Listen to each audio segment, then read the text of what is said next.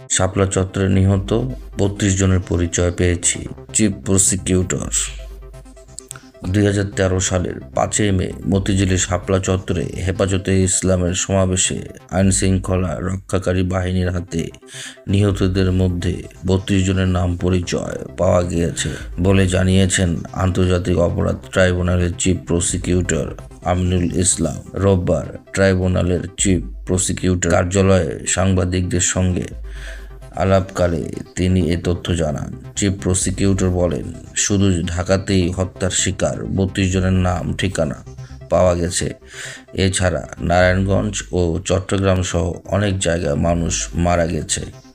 তদন্তে আমরা সব প্রমাণ পেয়ে গেছি। রং মাখানো তো কাউকে পাইনি। একটা হত্যাকাণ্ডকে নিয়ে কত রকমের মকারি হয়েছে।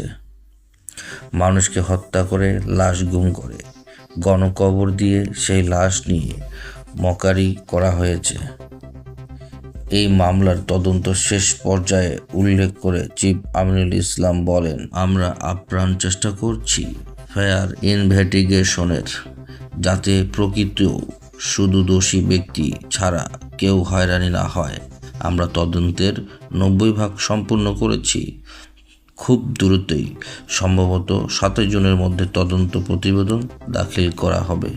উল্লেখ্য, এক দশকে আগে সংঘটিত এই ঘটনায় ২০২৪ সালের ২৬ নভেম্বর হেফাজত নেতা জুনায়েদ আল হাবিব ও মামুনুল হকের পক্ষে আজিজুল হক ইসলামবাদী আন্তর্জাতিক অপরাধ ট্রাইব্যুনালে অভিযোগ দায়ের করেন। সাবেক প্রধানমন্ত্রী শেখ হাসিনা, আইজিপি বেনজির আহমেদ সহ ৫০ জনের বিরুদ্ধে এই অভিযোগ দায়ের করা হয়।